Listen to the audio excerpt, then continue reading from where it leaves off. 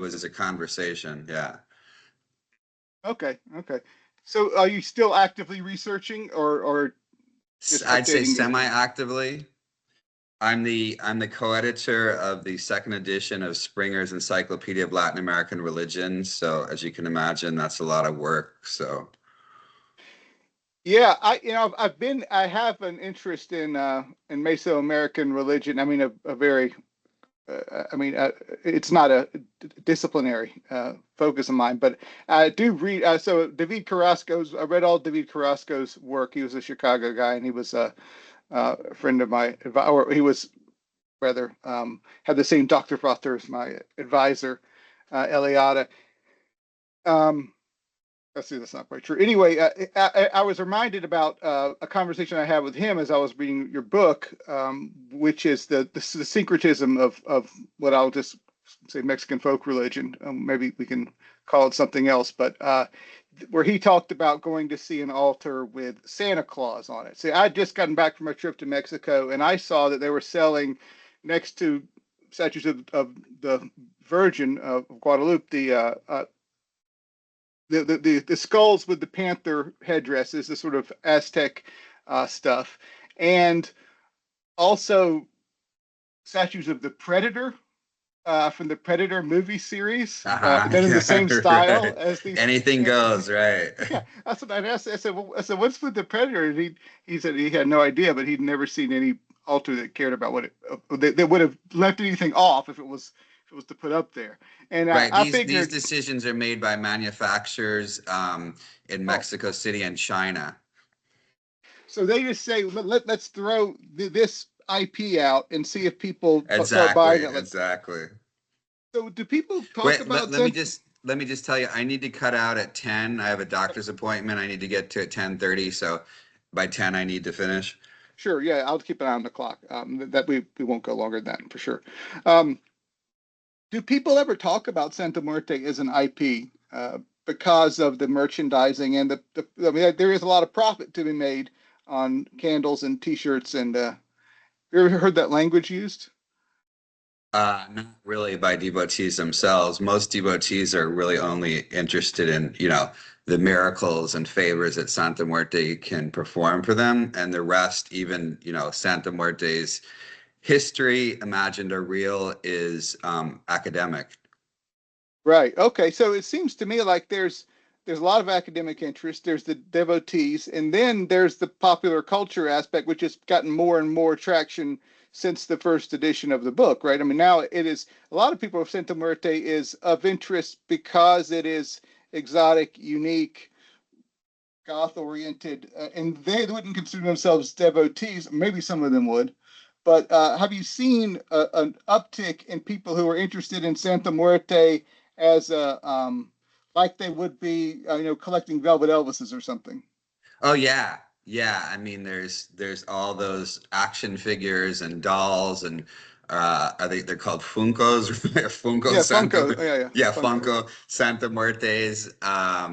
Yeah, I mean she's in the last 10 years become a major presence in pop culture, at least in the West. So yeah, there's a fair amount of people out there who might have some of her paraphernalia, might even get tattoos because they think it's cool and they aren't necessarily devotees. Yes.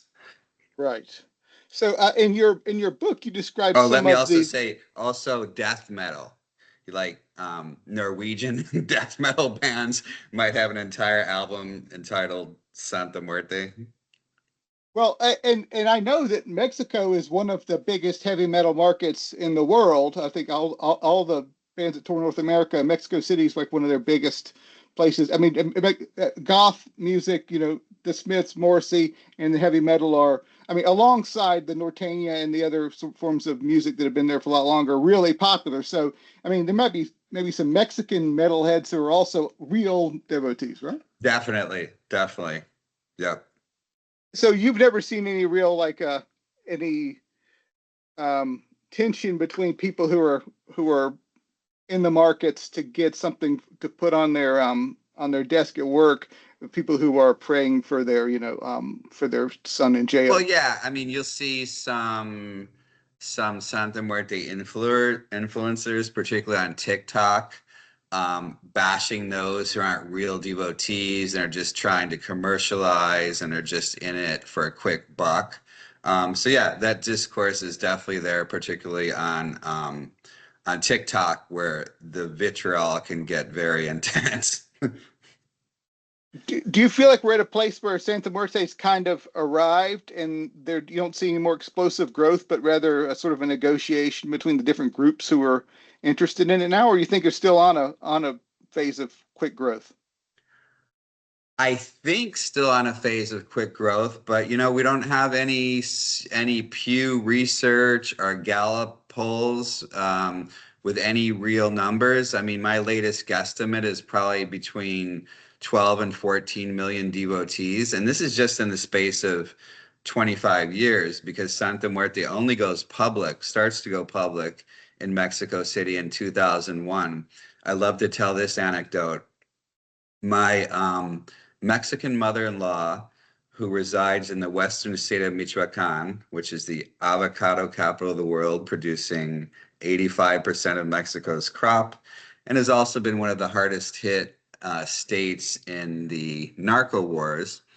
My 96-year-old mother-in-law, who I was just with last month, had never heard of Santa Muerte until I embarked on my research in 2009. Indeed, none of my family in Mexico had heard of Santa Muerte. And now you've got people claiming 25 years later, both in Mexico and the United States, that Santa Muerte is a really strong part of Mexican cultural heritage, which is Hmm. really interesting because, again, 99.5% of Mexicans had never even heard of her prior to 2001.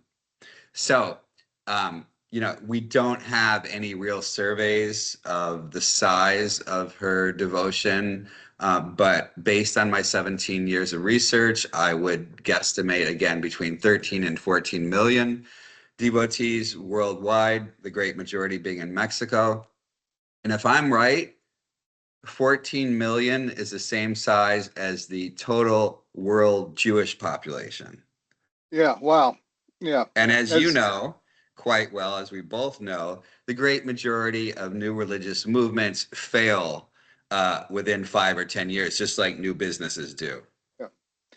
And so you call it repeatedly the biggest growing new religious movement in North America or in the world, or In what's the the world, and I'm putting the parameters here to emerge in the last, let's say, 2 decades. No other new religious movement has emerged since the beginning of this century that has the kind of numbers that Santa Muerte does. because LDS I've always heard was the biggest Yeah, growing. I but mean, when it LDS goes yeah, back to the beginning of the 19th century. I'm right, talking right. about in the last 2 decades. Yeah, no, I can't think of anything comparable, except for when and this is one of the things that I kept thinking about as I was reading the book is that um, the whole way we talk about Santa Muerte is is framed in our understanding of religion, our understanding of religion in America, in the Americas, uh, and the idea that it is a cult in the in the academic sense, focused on a particular figure or idea, that then grows. Whereas in India, we see things like this happen all the time, and no one ever talks about new religious movements. But for example, well, here he is. This little figure here is the god Saturn. And I was talking to a friend of mine over there recently when I was last there that over the past 10 years, these figurines of Shanishchara have started to displace the very popular god Ganesha, who is known for removing obstacles. And so this is a planetary deity of Saturn, which is an unlucky planet. It's worshipped by people born on Thursday, sorry, on Saturday, and are in need of something removed. So we don't say though that Shantishchara is a new religious movement. We say that there is a people reporting success with this deity are convincing people who would have otherwise prayed to Ganesh to pray to him instead. Right, but this is occurring within Hinduism, whereas Santa Muerte definitely has folk Catholic roots. But this is why I'm calling it a new religious movement, because it has elements that are heretical to Catholicism. And so this is a breakaway from Catholicism. So, to what extent do people who are devotees consider themselves to be heretical, or do they ever even consider that idea? Um, Still the large majority in Mexico, when queried, will tell you they're Catholic. Mexico has the second largest Catholic population on the planet after Brazil. And unlike Brazil, which is no longer Catholic majority, Brazil is actually down to about 48% Catholic, mostly because of the Pentecostal boom over the last 5 decades. Mexico is still, although there has been decline, Mexico is still 77% Catholic.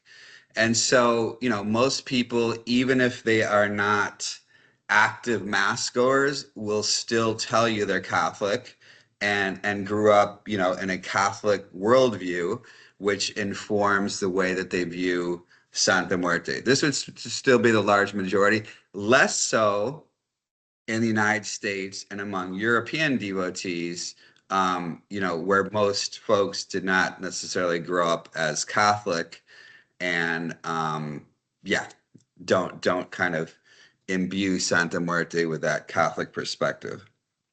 And so the other big movement, I mean, the massive movement before this was these Marian apparition movements, right? That became the sort of I mean, the Virgin of Guadalupe is the Queen of Mexico, and all of these things. And so those, though, were based on a lot of them were based on, well, actual experiences people had.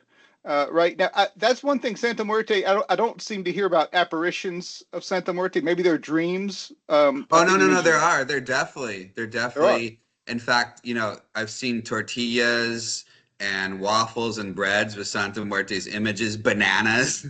Yeah, yeah, definitely. It definitely mimics the whole Marian apparition stories. Yeah. Okay, so apparitions are still part of, or And one of the ways in dreams. You're which, right about yeah. dreams. Both of them. Yes. Yes. And and I guess to what extent do you think that the encroachment of Protestantism has been sort of one of the forces that's caused? I mean, do you think without the Pentecostal boom, without the evangelicals, without the charismatics, we wouldn't see such a rapid rise in popularity of Santa Muerte? It seems like they're happening at the same time, and maybe there's some Yeah, connection. yeah, right. So I would say, and we probably need mostly to focus on Mexico, right? Since Santa Muerte emerges in Mexico. I would say that, during the 80s and the 90s, on the Catholic hierarchy radar for weekly denunciations were Pentecostals.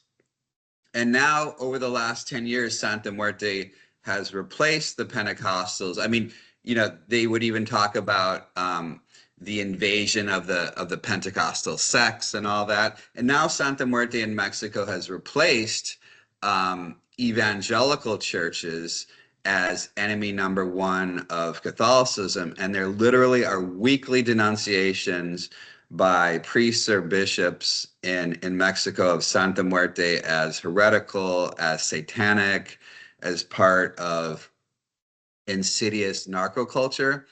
So, what evangelicals have done in Mexico and all of Latin America is carved out a space where it is somewhat safe and okay not to be Catholic. Hmm. And so they were the real pioneers in starting this project of greater religious pluralism, which we see today. And so today, a fair amount of Mexicans, and even more so in other countries like Brazil, aren't necessarily born with their religious identity; they elect it. And so yes, Santa Muerte follows on the heels, on the path paved by evangelicals, saying, okay, here's a space where it's okay not to be Catholic. Okay, well, that makes. I mean, but that's the sort of a pattern that we see in Europe, right, from centuries ago. The same kind of the big splits, and then the radical sects that emerged. But I wonder if Pentecostalists or Protestants in general use Santa Muerte as a smear against Catholicism, to say, we told you, this was nothing but paganism, and statue worship all along. Yeah, yeah. Some of the denunciation by evangelicals, yeah, basically say that Santa Muerte is another demonic Catholic idol. When Right. of course, the Catholic Church bends over backwards to distance itself from Santa Muerte, right? How can death be a saint? And the last enemy on the cross defeated by Christ was death. And so in venerating death, you are unwittingly engaging in Satanism. So is there like a theological defense of this? I mean, there is an angel of death in the Bible that God sends to do things. It's probably what part of the divine court. Does anybody ever connect Santa Muerte with the biblical idea of the angel of death, which is Oh yeah, yeah, yeah, yeah, yeah. human? You'll see some devotees doing that all the time. To Azrael Yeah. also. Um, and there is a famous quote by Saint Francis of Assisi, um, referring to death as sister death, almost in a kind of tender maternal way. Hmm. So there are exceptions, but yeah, lately, no, it's nothing but heresy, Satanism, condemnation. One of And the let interests. me say that in the last few years, there's also been a few bishops here in the U.S., including the Archbishop of Santa Fe, New Mexico, and I think the other ones have been in Texas, who have also denounced Santa Muerte. Which tells you that she's growing in popularity in those places. Exactly. Yeah, Santa Fe is an interesting. There's I used to teach Ronald Grimes' book on ritual theory, and he does a whole chapter on the fiesta there and all of the changes that it's undergone in the past 20 or 30 years with the Indio and with the Pueblo and the Latin Hmm. American and the Anglo community there. Well, one thing that stands out to me also from the book is so we have some really charismatic kind of figures within the movement who become their personalities themselves shape, like the guy who goes to jail for with the kidnapping, corruption, Ramon, maybe is his. I'm trying to think of Right, his name, but right. he also embraces the leftist causes and anti-Catholicism. And so, because he's a big name associated with Santa Muerte, his ideas become associated with the call. How, to what extent is that true, or is that mostly the thing that academics just notice? The extent which Santa Muerte With, is with, related to to narcos. left, no, Oh, I left meant to wing. leftist causes and to LGBT causes. Yeah. Yeah, I wish we had further research on that.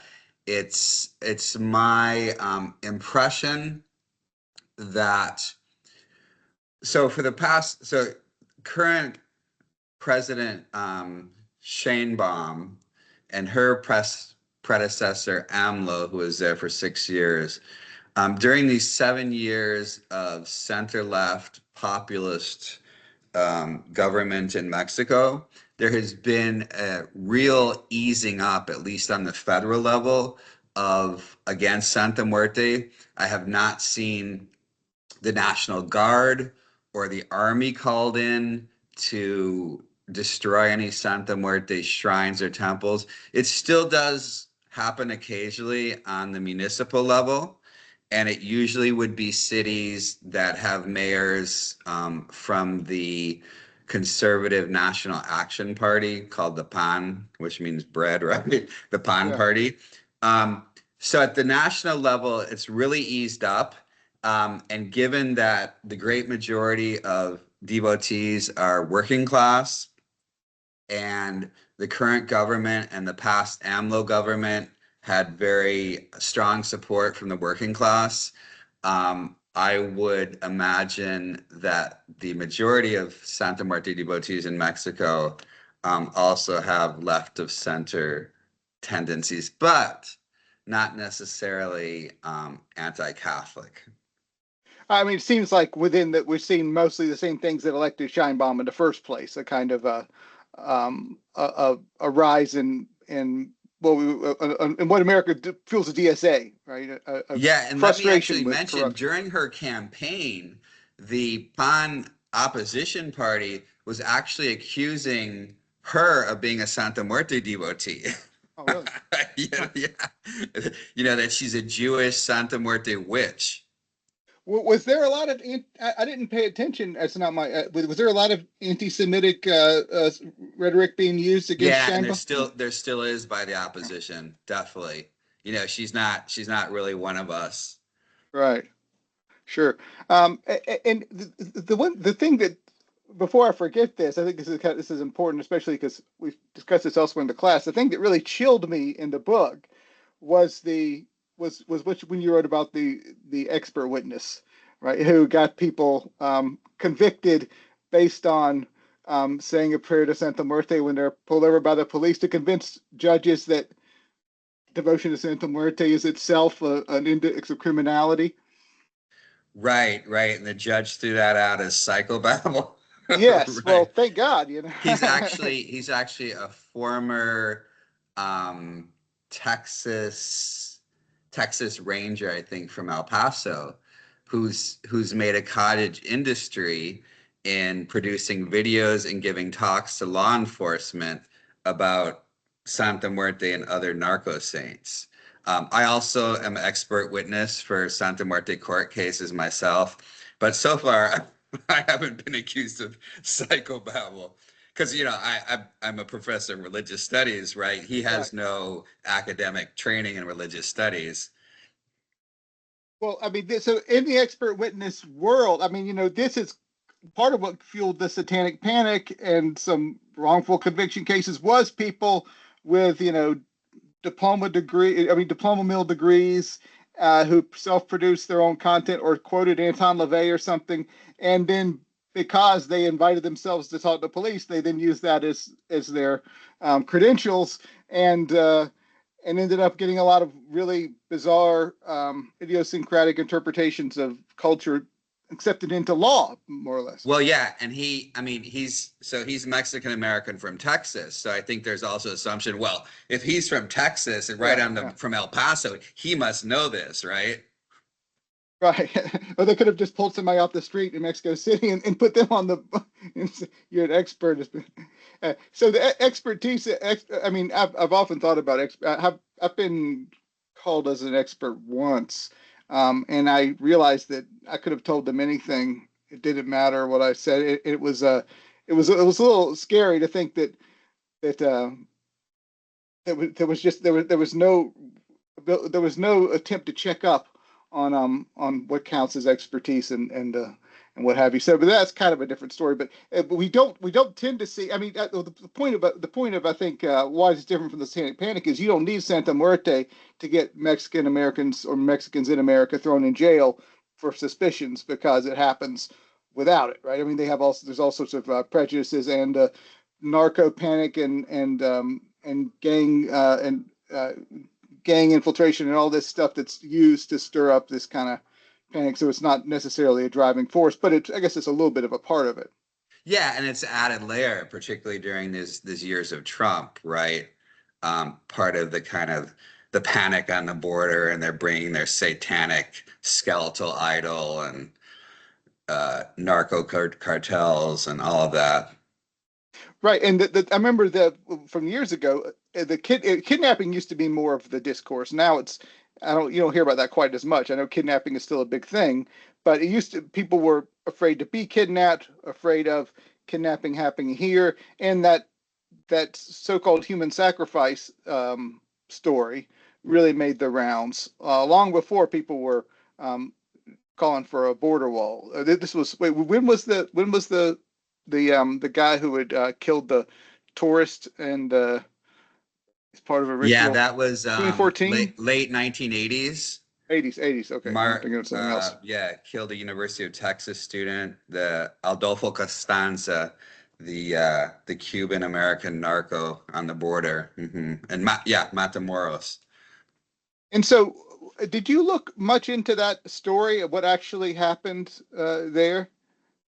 Yeah, it's in my book. I mean, as much as Yeah. I could. I mean, what exactly? they were doing with Santa Muerte was not clear. I mean, there definitely were Santa Muerte statues there at the ranch, um, but the main vibes seem to be Cuban Palo Mayombe with the black cauldrons filled with human bones and blood and such. And of course, he being Cuban American, that would have made sense. And again, back in 1988, Santa Muerte was super occult and pretty unknown. So it's actually pretty extraordinary that he quickly discovered and embraced Santa Muerte. But we don't. There really is no information on exactly how he was integrating Santa Muerte into his rituals.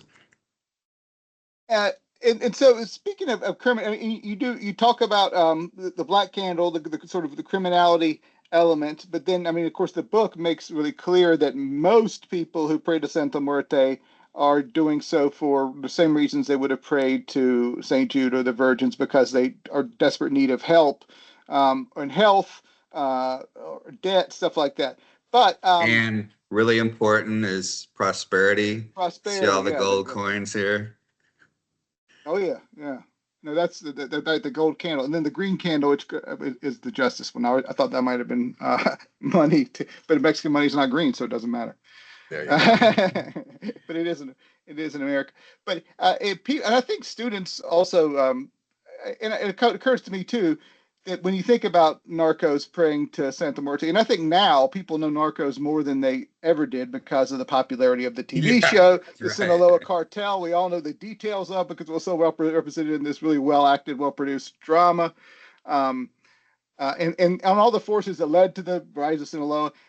But still, the idea that, because of course our American idea of organized crime really is Italian immigrants who were strongly Catholic too, and so people who are knowingly committing crimes because they're covering them up in a rival relationship with the police, they don't tend to abandon their religion and consider themselves to be evil or damned or something. I mean, maybe in some cases, but they probably, if they're not praying to Santa Muerte, they probably prayed to God for help in the same Yeah, I'm way, so right? glad you brought up. Right. So the original narco saints were the Catholic saints of the Italian mafia. And I should mention that while Santa Muerte and your students might have heard of this other so-called narco saint in Mexico called Jesus Malverde, connected with the Sinaloa cartel of El Chapo Guzman, because Jesus Malverde's major shrine is in the largest city, Culiacan of Sinaloa. So some important Catholic saints in Mexico also serve as narco saints. In fact, the chief one is the most popular Catholic saint among both Mexican Catholics and Latino Catholics in the United States.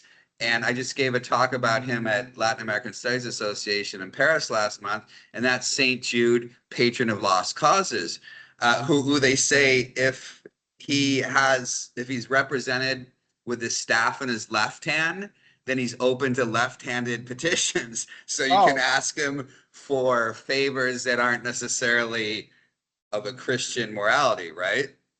So to put this into high relief, a couple of months ago, the capo of cartel, new generation Jalisco cartel, who has quickly become the leading narco cartel in Mexico, was gunned down at his hideout in the state of Jalisco, and his altar made the rounds on social media, his bedroom altar.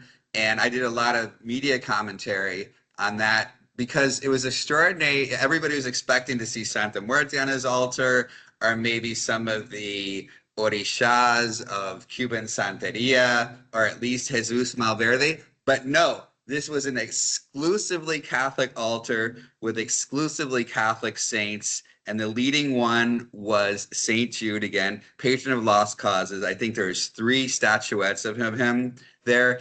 Uh, uh, Virgin of Guadalupe, the Queen of Mexico was also there, the Holy Family. And so, everybody was surprised. Wow, this is a super Catholic altar. So I got to explain, well, not all narcos are devotees of folk saints. This is still, one of the leading Catholic countries in the world. And there's lots of narcos who still look to the Catholic saints just as their predecessors, or just as the Italian mafia still do. Right. I mean, Saint Christopher. So that's it. Now, was the Saint Jude? Did he have a left-handed staff on his altar? The I guy from don't the cartel. I Oh, we don't don't think know. so. Not everybody knows that.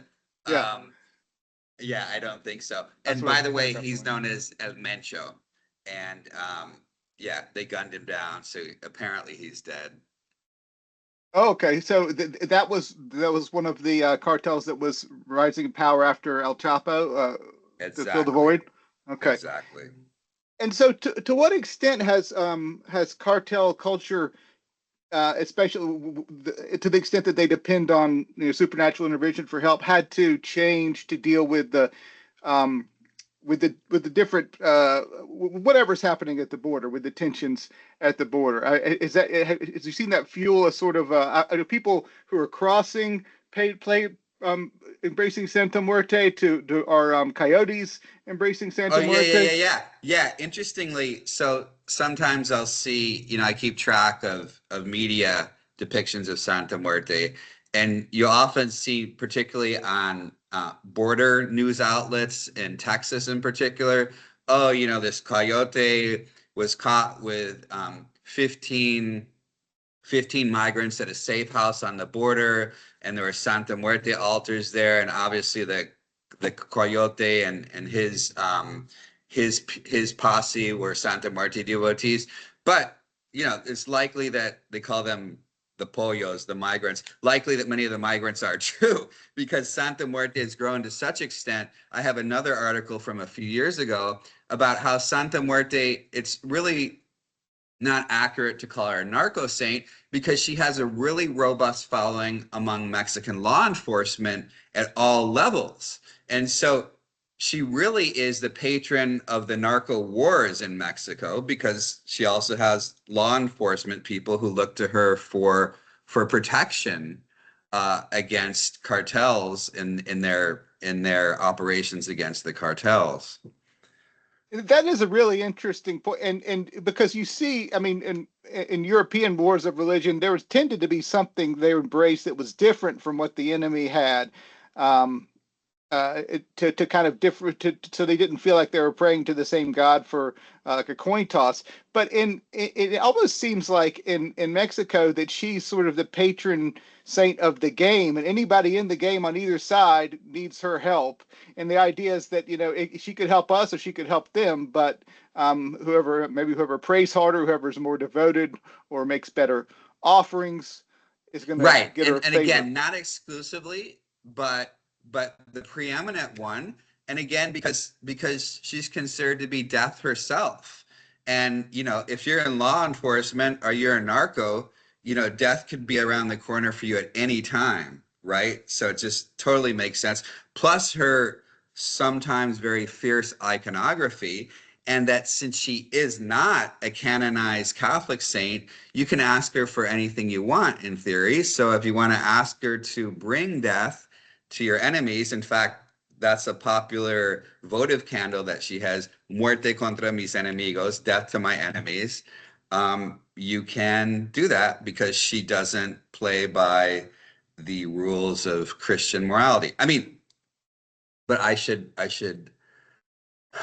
also say that there are a fair amount of devotees who do approach her more as a Catholic saint and don't believe you should ask her for those kinds of favors and miracles that don't conform to Christian ethical standards. Right, it seems like to me there are people who also would see her and say, "Well, we also have images of saints, in church windows holding their own heads, the martyrs, Yeah, and right, this right. is not that different than that." I mean, we see, Right. so this is just because she looks scary. So do a lot of the saints who were cooked or impaled or whatever. She's just another saint, right? Just another force In fact, there's for a help. series of so-called catacomb saints Mm. in the Germanic countries, Germany, Austria, parts of Switzerland, that are literally skeletal saints, and their iconography is almost identical to Santa Muerte. And they were used by the Catholic Church as part of the Counter-Reformation. Okay, you Protestants are destroying all our opulence in our churches and our so-called idols. Well, we're going to come back at you with these super opulent, bejeweled skeleton saints. All right. No, I think I have seen. I've seen that from France. Yeah, yeah. Some are in France too, but primarily the Germanic countries. Oh, okay. So do people sort of know that, or do the scholars pick up on that when they're doing the work? I Yeah, mean, there's people probably some people who mostly read your book, right? people who are in my Facebook group. I have my own Facebook group of like 6,000 plus devotees. If they're in my Facebook group, they know that, and if Yeah. they've heard my other podcasts and read my book. But yeah, I think in general that is not general knowledge. I mean, so it seems to me like this, like with the study of Satanism, we have a case here where people that are adherents to the movement are also avid readers of scholarship on their movement. And so what scholars say either affect trickles down into or people in the movement respond to what some of the more popular or well-known scholars say about it, so that you're not writing from the outside. You're writing something that people who are devotees may well read and have something to say about or think about. Yeah, in fact, there's a popular Mexican Santa Muerte Instagram account who, like, every week will include some of my historical research. And that's really nice to see because usually, Santa Muerte influencers on social media don't get into history and things like that. And so that's been kind of a nice development to see that there's more nuanced social media presence. Yeah, and so I mean, there's two other things I want to ask about, and then I'm going to let you go because I want you to get your doctor's appointment. And the first is, what about undocumented people in the U.S.? Do we? I mean, I know this is a hard group to study because they don't for obvious reasons, but do you see this as a fertile ground for Santa Muerte, or maybe just more traditional stuff because they run the gamut of Oh religious? yeah, yeah, no doubt. I mean, one of Santa Muerte's leading roles is as a protectress, and who needs more protection from ICE than Yeah. migrants and stuff. But I'll also say that, because of Trump policies, um, migration from Mexico has basically been diminished to a trickle lately too. So yeah, that's just not happening as it used to as well. You probably know the great bulk of immigrants to this country lately have been from India and China. Mhm. Right. No, especially the ones who, I mean, people we've got visas were coming from India and China. But yeah, I know Mexican farm laborers are in short supply, which is a crisis that people sometimes talk about, but farmers are well aware of. It's but so undocumented people. And what's interesting is that there's a famous, well, it's a study anyway from Sri Lanka in the 1980s when when the Buddhist government there was cracking down on people of Tamil descent because they suspected all young men of being Tamil tigers, and so they just disappeared into secret prison camps. They had secret police. That's how they won the war, was just arresting everybody between the age of 15 and 25. And the goddess Kali became very popular there. Mothers were praying to Kali, the mother, to bring their sons back from wherever they disappeared to. And I wanted people disappearing in similar ways now, right? Especially with the big, with CCOT and all the other Trump policies. How about as a mother, like as a mother calling out to another mother or female figure for the Yeah, things a mother needs? I'm so glad you mentioned Kali.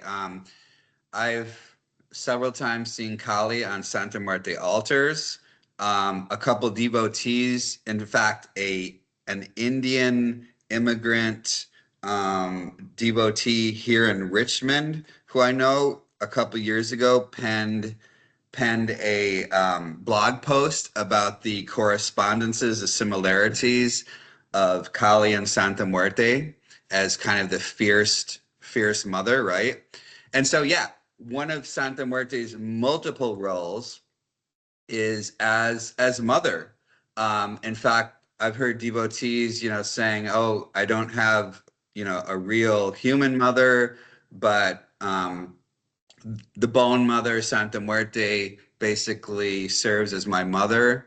Um, and I would estimate that at least in Mexico, maybe two-thirds of devotees are female.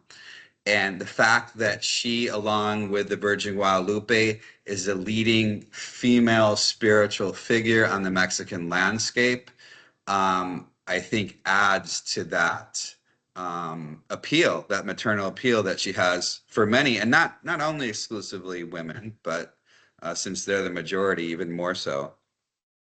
And what the other group that's embraced Santa Muerte that I've noticed have been occultists, people who write and produce. I look at a lot of these grimoires, like and self-publish them or on these small presses. People who are they consider themselves to be serious occultists, practitioners of magic, and they see Santa Muerte. Sometimes this is where they see her like Kali as an embodiment of the dangerous feminine that it has ritual use, and so all these Santa Muerte grimoires are coming out. Yes, yes, there's been a plethora of them lately. Um, some of them are actually AI Yeah, generated a too. lot of them I think are AI And generated. yeah, there's a pretty low bar for the quality there. But yeah, yeah, there are now dozens in both English and Spanish, and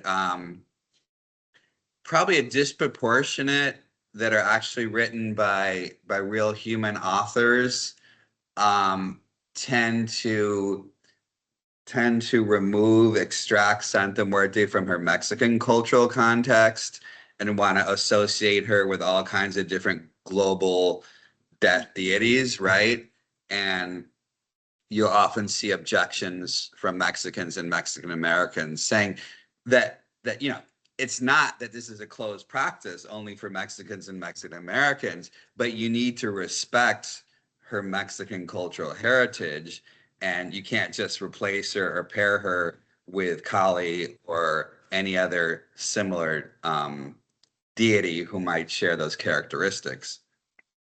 And so there is some people do draw. I mean, I guess there is some evidence that she has some Aztec intellectual heritage, right? The No, there is no evidence. No evidence. It's a rather natural correspondence that's made by some devotees to the Aztec death goddess Mictecacihuatl, who, along with her husband Mictlantecutli, rules over the Aztec underworld called Mictlan.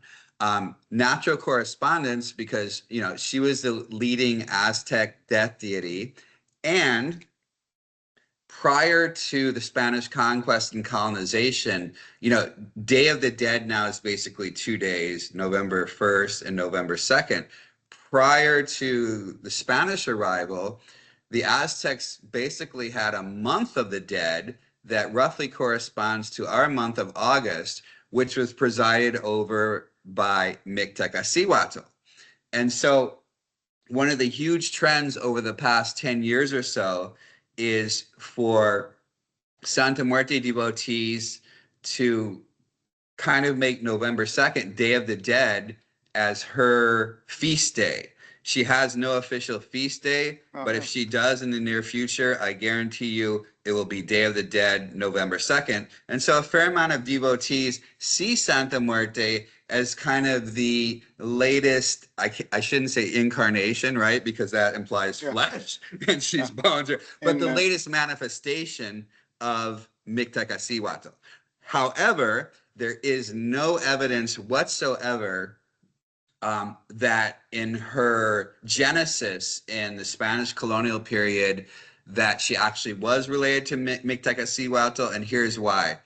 The only two references to her during the Spanish colonial period come at the very end of the period in the 1790s in the annals of the Inquisition in Mexico City, and they both mention indigenous people known as the Chichimex from the present-day states of Guanajuato and Querétaro, which are both in the central part of Mexico, worshiping a skeletal idol they call Santa Muerte. And the Chichimex, were unrelated to the Mexicas or the Nahuas, the heirs of the Aztecs, had different divinities and such. And so that's all we know, is that she first appears, or she's in the Mexican historical record among the Chichimex and not among the Mexicas.